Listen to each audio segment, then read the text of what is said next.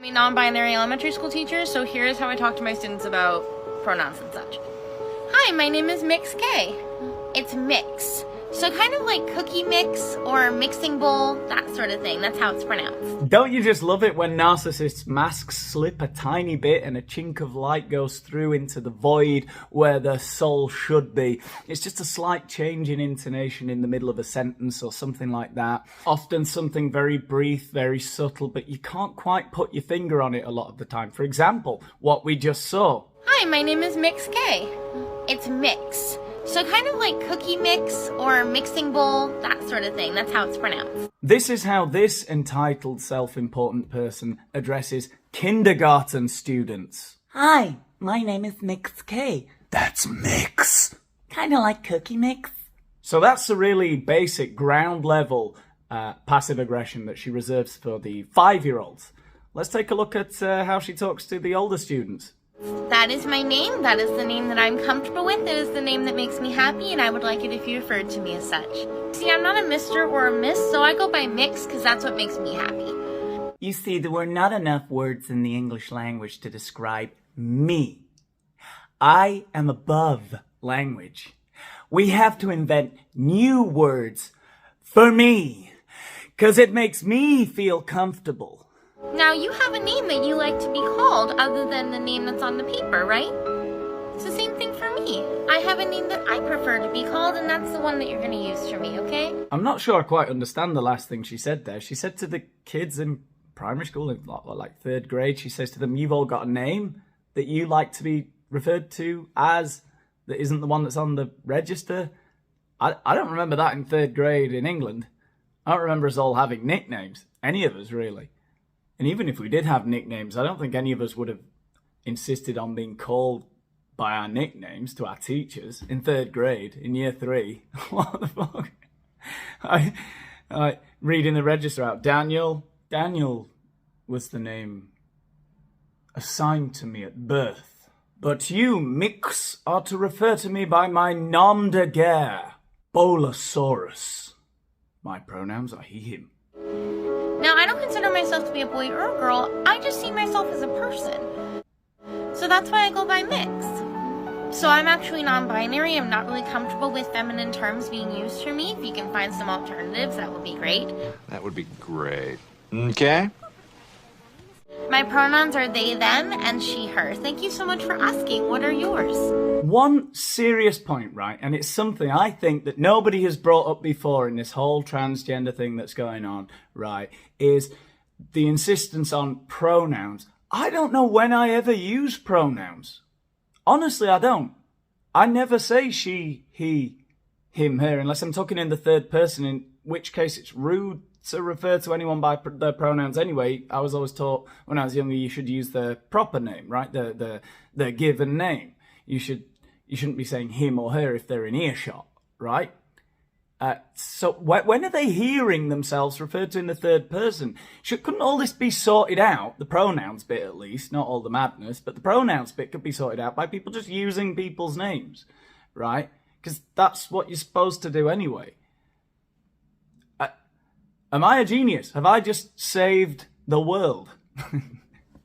Yes. Talking about gender is not something that's out of the realm for children. Honestly, the most understanding people when it comes to my identity have been the students that I work with. Now, I don't want to come across as some cold-hearted monster who has no empathy for people who are different to me because... Actually, I don't know why I care. But anyway, for what it's worth, I do have a degree of empathy. I do find it interesting, though, that that last sentence there. She says that her elementary kids, the kids that she teaches, are some of the most accepting people that she has spoken to about her, whatever, her gender identity, her sexuality, her pronouns, whatever. Why is she having... she was one of the pronouns she uses, so I'm not misgendering her, so you can't accuse me of anything. But anyway, back to what I was saying. How many conversations with how many people, with how many different sectors of society is she having about her pronouns, her gender identity, her sexuality, that she has got to the point that she has a tier list of sections of society that are more or less tolerant? So it's important to be yourself, because being openly you is probably the most important thing you can do for the kids of this generation.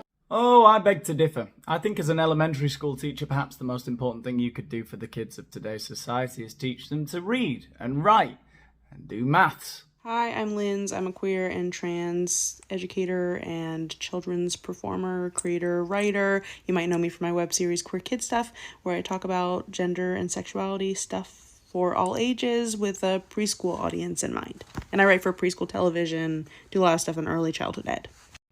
Well, God only knows what's going to happen now. The short answer to this question... Okay, sorry, what question? Again, why are you talking about sexuality, etc. with preschoolers? Honest question. I do not understand the need for this. Okay, right, so that's the question she's answering. ...is that we need to talk to preschoolers about sexuality and gender because any later is too late. The long answer to this is that this is the age when children start to self-identify. They start to understand themselves and in relation to the world around them. They need to understand different gender diversity because the Academy of Pediatrics actually says that most children have a solid understanding of their gender identity by the age of 4, and that is inclusive of cis as well as trans and non-binary kids. So I'd like to know, obviously in a TikTok video we can't really get into it very much, you'd need a longer discussion as to what she means exactly about discussing gender and sexuality with preschoolers, right? 2 to 3 year olds. Discussing gender with them. I mean, you can't really... Discussing breakfast with them is traumatic. I've got 2 kids of my own. Discussing anything can be a real chore. So maybe if you're just talking about gender identity, men and women, what's the difference between a boy and a girl? How long's that going to take? I mean, 2 to 3 year olds are discovering the world around them. They're starting to identify archetypes of all kinds. That's a chair, that's a desk, that's a wardrobe, right? Also, that's a man, that's a woman, that's a boy, that's a girl.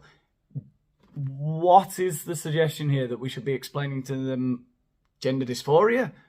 Really? With 2 to 3 year olds? I don't know. She didn't say that explicitly, but I think that's the suggestion. You know, this idea that non-binary needs to be explained at that age, when really 2 to 3 year olds need the world to be very, very binary because they don't understand things unless it's black and white. When the man's green, you cross the road. When the man's red, you stop. You need to, you don't touch the oven, it's hot, right? Things like that. You don't talk to strangers. Like I said, she didn't explicitly say this, but it seems to be that the suggestion is that explaining a boy is generally like this and a girl is generally like that is a bad thing, right? And we need to be talking to them about gender dysphoria. I mean, really, to 2 and 3 year olds, you want to explain to them that's a boy, that's a girl, but hey, there's this thing that affects about 1 in 1,000 people statistically, and they identify as this or that, and they use different pronouns. Whoa, wait, what? What? Really? 2 to 3 year olds. What genius came up with this idea that you need to talk to them about that kind of thing at 2 to 3? Preschoolers need to understand sexuality because of the world around them. They might not identify with a sexuality yet, but their parents do, and their friends' parents do.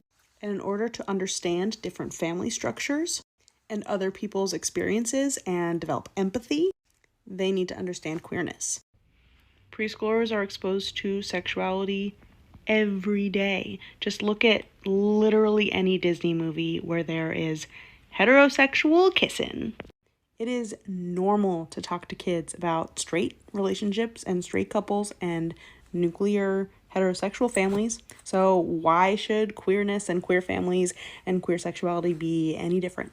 Again, because 2 to 3 year olds need the world to be fairly binary and simplified, right? And if you are a heterosexual couple and you're bringing up kids, well, what you're going to explain to them is man, woman, they have kids, right? That's going to be the first thing that occurs to you because that's the truth in your family. That's the truth for the vast majority of families throughout the world.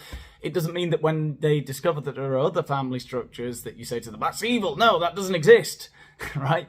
So, I mean, that's not my case. Call me an insane bigot, but I think it's overcomplicating things for 2 to 3 year olds if you explain, yes, a man, woman, have kids, and then you say, wait a minute, 2 to 3 year old, while you're learning to walk and potty train.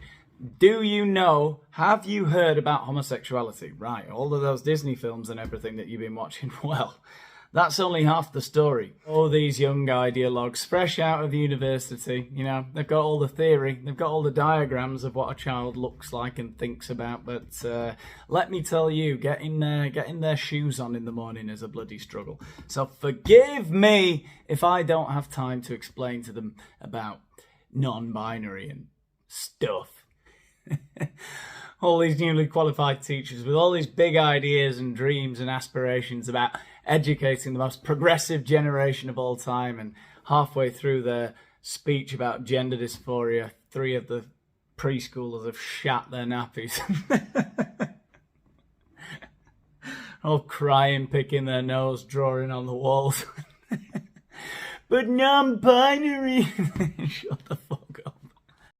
Kids as young as preschoolers need to understand gender and sexuality in order to develop empathy for others and to be able to understand themselves in relationship to the world around them and the people around them.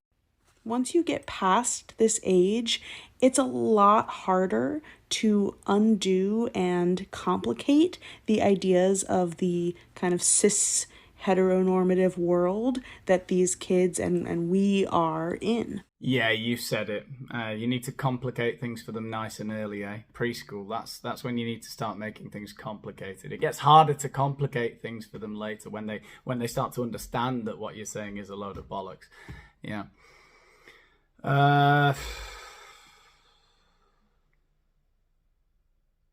What else? I don't know. Should I put some kind of disclaimer here at the end? You know, that I don't hate everyone. Nah. What's the point? Anyone who's offended by what I've said, they can take a hike. Don't think I've said anything. That should be taken as offensive. So, it is what it is. If you subscribe to my ideas, then subscribe to my channel. Yeah.